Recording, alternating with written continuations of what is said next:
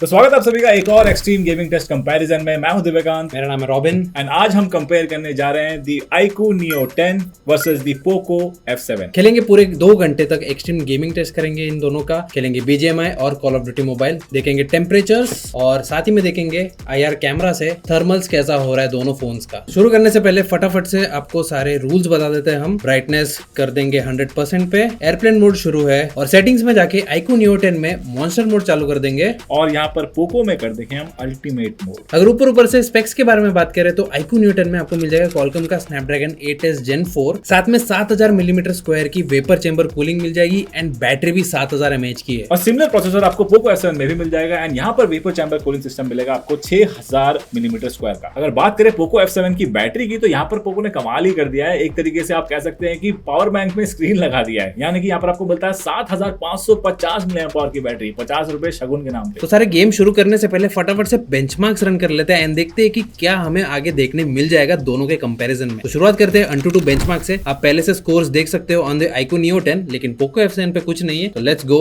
And सी कौन पहले आएगा इससे एंड कौन सबसे ऊपर आता है। तो इसी के साथ हमने टाइमर कर दिया है स्टार्ट एंड जल्दी से बेंचमार्क शुरू करते हैं। 3, 2, 1 गो। अब देखो हर आधे घंटे में हम यहाँ पर फोन का टेम्परेचर और रूम का टेम्परेचर ही बताएंगे। अभी के लिए रूम का टेम्परेचर हो रहा है लगभग 24.8 डिग्री सेल्सियस के अराउंड। दोनों फोन का टेम्परेचर है यहाँ पर लगभग 33 डिग्री सेल्सियस आपको मिलता है iQOO में, और वहीं पोको में मिल जाएगा आपको लगभग 30 डिग्री सेल्सियस के अराउंड। अब AnTuTu हो चुका है, बारी आती है Geekbench 6 पे यही सेम बेंचमार्क्स रन करने की। और ये iQOO Neo 10 ने सबसे पहले फिर से बेंचमार्क कंप्लीट कर लिया है एंड ये रहा आपके स्क्रीन पे स्कोर्स। इसी के साथ पोको F7 ने भी यहाँ पर बेंचमार्क कंप्लीट कर दिया है। स्कोर यहाँ पर थोड़े से कम है as compare to iQOO Neo 10। बाकी बात करें टेम्परेचर की तो यहाँ पर अभी रूम का टेम्परेचर हो रहा है लगभग 23.3 डिग्री सेल्सियस। वहीं iQOO Neo 10 का टेम्परेचर देखे तो फ्रंट की साइड से लगभग 36 डिग्री मैक्सिमम इसका गया है टॉप की साइड में। वहीं iQOO के बैक पैनल का टेम्परेचर देखिए तो वो लगभग गया 35 से 36 डिग्री सेल्सियस के आसपास। पोको F7 देखिए तो यहाँ पर 35 डिग्री सेल्सियस गया है फ्रंट की साइड में, और यही बैक की साइड में अगर देखें तो वो गया है लगभग 36 डिग्री सेल्सियस के आसपास, 35.9 के आसपास। तो शुरुआत करते हैं BGMI से और फटाफट से ग्राफिक सेटिंग्स देख लेते हैं on the iQOO Neo 10 and Poco F7। तो iQOO Neo 10 में आपको मिल जाएगा अल्ट्रा एक्सट्रीम, विच मींस कि आपको 120 FPS का गेम प्ले मिल जाएगा। लेकिन पोको F7 में देखोगे तो यहाँ पर स्मूथ ग्राफिक्स के साथ गया है एक्सट्रीम प्लस का ऑप्शन, यानी कि BGMI जो है इसमें 90 FPS तक ही जा पाता है अभी के वक्त, which is a bit odd क्योंकि दोनों पे सेम Snapdragon 8s Gen 4 ही चल रहा है। तो आई थिंक सो ये BGMI की तरफ से या Qualcomm की तरफ से या फिर शायद पोको की तरफ से अब तक ऑप्टिमाइज हुआ नहीं है एंड अपडेट आया नहीं है। तो आई एम गेसिंग कि ये फ्यूचर अपडेट्स के बाद आ ही जाएगा। लेकिन फॉर सिमिलर ग्राउंड यहाँ पर हम दोनों ही फोन्स में सेम सेटिंग में रखकर खेलेंगे, यानी कि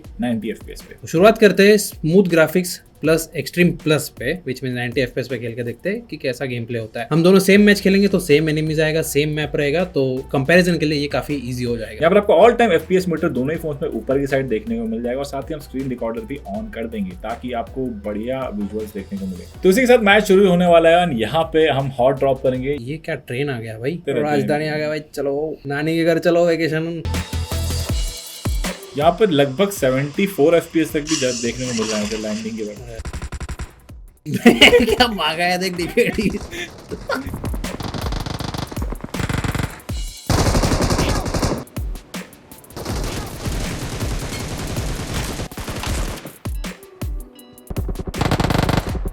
अब देखो यूजुअली हम 1 घंटे में चेक करते हैं कि टेम्परेचर कितना गया है, लेकिन अभी के लिए तो फोन्स काफी गर्म हो गए हैं और टेम्परेचर चेक करना बनता है। F7 का 41 डिग्री सेल्सियस के अराउंड, iQOO का देखे तो वो iQOO का गया है अराउंड 38 to 39। और अगर बैक पैनल के बारे में बात करें तो iQOO Neo 10 का मिडल पोर्शन 37 के अराउंड चल रहा है एंड अगर पोको F7 की बात करें तो बैक पैनल इसका 38.5 के अराउंड है।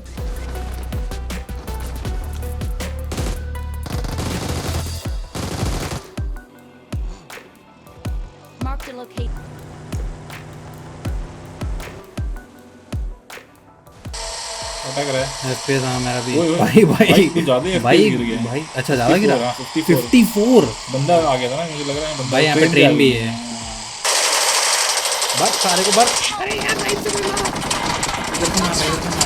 तो इसी के साथ 1 घंटे हो गए हमारे इस एक्सट्रीम गेमिंग टेस्ट का, और यहाँ पर टेम्परेचर फटाफट से देख लेते हैं। बैक की साइड में काफी गर्म हो रहा था और ये चीज नजर भी आ रही है। तो पोको F7 गया है अराउंड 42 डिग्री सेल्सियस के आसपास। इसके अगर बैक पैनल की बात करें तो लोअर साइड कंपैरेटिवली थोड़ा ठंडा है, 38 डिग्री सेल्सियस के आसपास। वहीं अगर आईकू की बात करें तो आईकू गया है मैक्सिमम इसका 38 डिग्री सेल्सियस, काफी ठंडा है as compare to Poco. Lower side comparatively और थोड़ा ज्यादा ठंडा है। फ्रंट की साइड देखें तो यहाँ पर पोको गया है 41 डिग्री सेल्सियस अपर साइड में, lower side comparatively as usual ठंडा है। वहीं आईकू गया है टॉप की साइड से 39 डिग्री सेल्सियस एंड बॉटम गया है इसका 37 डिग्री सेल्सियस के आसपास। और अगर बैटरी परसेंटेज के बारे में बात करें तो आईकू नियो 10 1 घंटे के बाद 81% पे उतर चुका है फ्रॉम 100, और पोको F7 82% पे उतर चुका है, जो बेसिकली सिर्फ 1% का डिफरेंस है दोनों। और अगर स्टैट्स के बारे में बात करें पिछले वाले BGMI के मैच में, तो आपको क्लियरली पूरा यहाँ पे फुल पिक्चर दिख जाएगा। मैक्स FPS जो है आईकू नियो 10 पे 91 FPS का है, और जो एवरेज FPS है वो 88.8 का है, काफी स्टेबल चला है। एंड अगर पोको F7 के बारे में बात करें तो वो भी एवरेज 87.6 के अराउंड ही चल रहा है, लेकिन जो 5% लो है जो आईकू नियो 10 है उस पे 72.6 FPS का चल रहा है, जबकि पोको F7 पे 65.7 का आ गया है। लेकिन जो सबसे मेजर डिफरेंस यहाँ पे वो पावर वॉटेज का है, जबकि आईकू नियो 10 3.10 पावर वॉटेज ले रहा है, वहीं पोको F7 7.34 ले रहा है, ऑलमोस्ट डबल उसका। And this is probably one of the reasons why Poco F7 ज्यादा गर्म भी हो रहा है। ना अब बारी है दोनों ही फोन्स में BGMI इनके हाईएस्ट सेटिंग में खेलने की, यानी कि अल्ट्रा HDR के साथ अल्ट्रा फ्रेम रेट। तो यहाँ पे हमें 40 FPS का गेम प्ले देखने को मिल जाएगा। लेट्स सी अगर ये दोनों सेम FPS मेंटेन कर पाते हैं कि नहीं।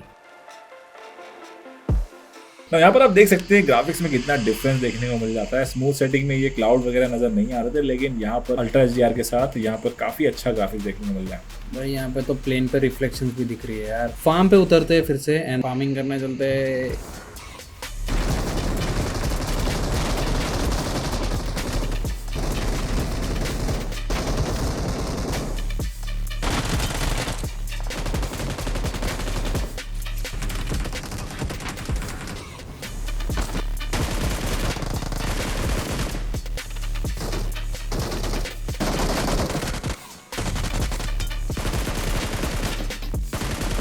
तो इसी के साथ 1.5 घंटे हो चुके हैं हमारे एक्सट्रीम गेमिंग टेस्ट के, एंड देखते हैं कि भाई BGMI के ultra HDR and ultra frame rate के साथ हमें क्या देखने को मिलता है टेम्परेचर। अगर फ्रंट की साइड पोको F7 देखे तो यहाँ पर मैक्सिमम टेम्परेचर गया है 36.8 डिग्री सेल्सियस के अराउंड टॉप की साइड में, एंड बैक पैनल का देखे तो यहाँ पर वो गया है इसका लगभग 35 डिग्री सेल्सियस के आसपास, 35 to 36 डिग्री सेल्सियस। और यहीं आईकू का देखे तो फ्रंट की साइड में इसका कंपेरेटिवली कम है, 33.9 डिग्री सेल्सियस फ्रंट की साइड में मैक्सिमम, एंड बैक पैनल का टेम्परेचर देखे तो वो लगभग गया है 30 डिग्री सेल्सियस के आसपास। मतलब काफी कंपेरेटिवली पोको से कम ठंडा हुआ है आईकू। एंड ओवरऑली अगर हम देखें तो दोनों के टेम्परेचर्स गिर चुके हैं काफी कंपेयर टू जो हम 90 FPS ले रहे थे पहले। तो क्लियरली FPS का जो डिफरेंस है उसकी वजह से हीट भी कम हो गई है दोनों ही फोन्स में। तो ये वाला BGMI का सेशन भी एकदम बढ़िया सा रहा है, एकदम लास्ट मोमेंट तक हम लोगों ने खेल लिया था। एंड अब बारी आती है स्टैट्स देखने की। तो आईकू नियो 10 पे मैक्सिमम जो है 41 FPS आ रहा था, आपको हम लोग 40 FPS वाला जो गेम प्ले खेल रहे थे वो था। एवरेज यहाँ पे एकदम बढ़िया है, 39.6 है। एंड सरप्राइजिंगली वही सेम चीज हमने पोको F7 पे भी देखा है, यहाँ पे भी एग्जैक्ट 39.6 ही आया है। एंड 5% लो भी एकदम क्लोज ही चल रहा है दोनों का, 32 एंड 33 यहाँ पे है। जो पावर वॉटेज की बात है यहाँ पे 4.70 पावर वॉटेज चल रहा है, एंड आईकू नियो 10 ने 1.91 पावर वॉटेज ही लिया है। This is very efficient, and उसी के चलते यहाँ पे हीटिंग भी एकदम सही से कंट्रोल रही है। तो यहाँ पर बैटरी ड्रॉप दोनों फोन्स में इस गेम के बाद काफी अच्छी खासी हुई है। अगर यहाँ पर पोको की बात करें तो ये 72% बैटरी रह गई है इसमें, एंड वही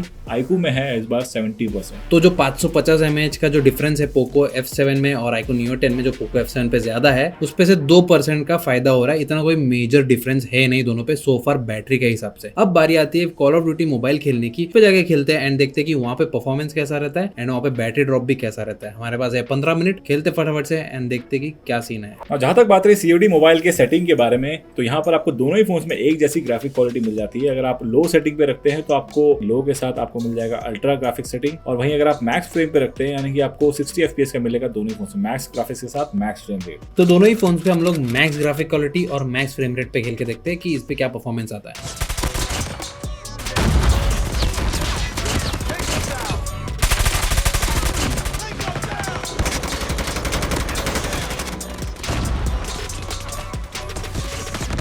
तो पहला वाला मैच हम लोग ने मैक्स प्लस मैक्स पे खेला था 60 FPS। अब बारी आते हैं लो प्लस अल्ट्रा पे खेलेंगे, तो यहाँ पे देखते हैं कितना FPS आता है। तो यहाँ पे अपने को 120 FPS देखने को मिल रहा है ऑन बोथ फोन्स। खेलने में काफी स्मूथ लग रहा है एंड बहुत मजेदार है। मतलब अगर आप 120 FPS में खेलते हैं तो डबल द फ्रेम्स और double the fun.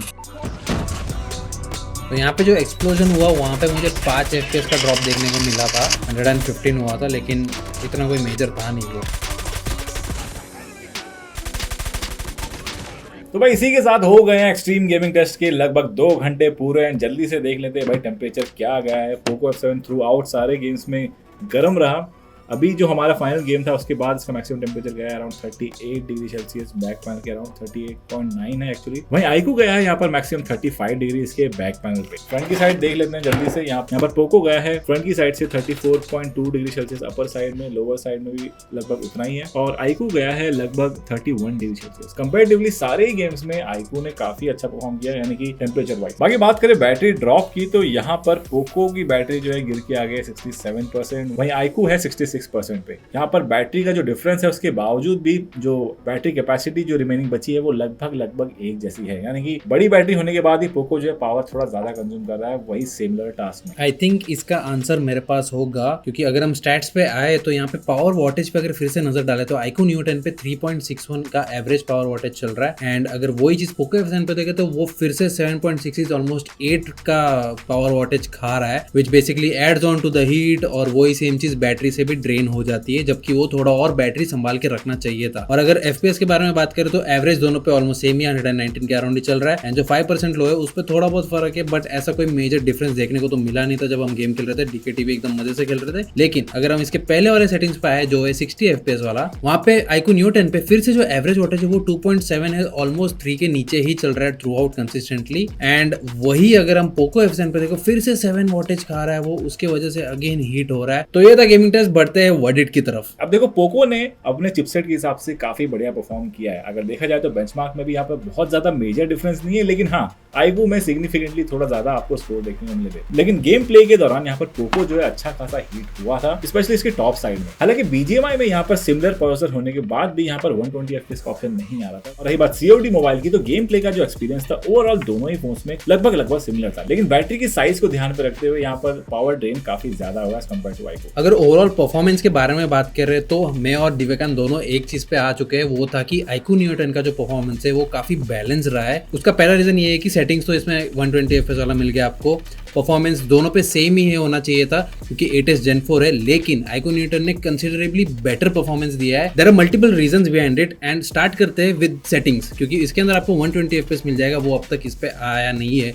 And second is thermals. यहाँ पे आईकू न्यू 10 कंपैरेटिवली काफी ठंडा चला है, 31 के अराउंड आगे की तरफ देखा था हम लोग ने, पीछे की तरफ 35 36 देखा था। वहीं पोको F7 एक ऐसे सिचुएशन पे पहुंच गया था कि वो 41 और 42 के अराउंड भी जा चुका था। और जो सबसे मेजर एंड इंपॉर्टेंट डिफरेंस रहा है वो है पावर वॉटेज का। जो आईकू न्यू 10 है वो या 3 या 4 या 2 वॉटेज खा रहा था through out across all games, लेकिन वहीं पोको F7 7 खाया है, 6 खाया है, 5 खाया है। And that's one of the major reason इसका हीट के लिए। ऑलमोस्ट 1000 मिलीमीटर स्क्वायर बड़ा वेपर चैम्बर मिलता है आपको आईकू में एज कंपेयर टू पोको, जिसके चलते यहाँ पर जो टेम्परेचर डिफरेंस है वो साफ नजर आ रहा है। यानी कि जो वेपर चैम्बर कूलिंग सिस्टम जो होती है ना, वो काफी इफेक्ट डालती है ओवरऑल परफॉर्मेंस में किसी भी फोन का। ये वीडियो बनाते समय पोको F7 का जो प्राइसिंग है वो हमें पता नहीं है as of now, but if we are going by guesses 35,000 के अराउंड अगर रहेगा, क्योंकि आईकू न्यू 10 भी 35 के अराउंड ही चल रहा है, तो स्नैपड्रैगन 8S Gen 4 दोनों में है। अगर ये प्राइस रेंज में आप देखना चाहते हो तो my suggestion would be iQOO Neo 10 की तरफ जाना। लेकिन आप थोड़ा और वेट करके ऑप्टिमाइजेशन देके हम पोको की तरफ से, तब हम एक और कॉन्क्रीट आंसर दे सकते हैं आपके लिए। तो ये था extreme gaming test iQOO Neo 10 का और पोको F7 का। ऐसे और वीडियोस के लिए माय स्मार्ट वॉइस को सब्सक्राइब करके रख देना, ये वीडियो को लाइक कर देना, नीचे कमेंट कर देना,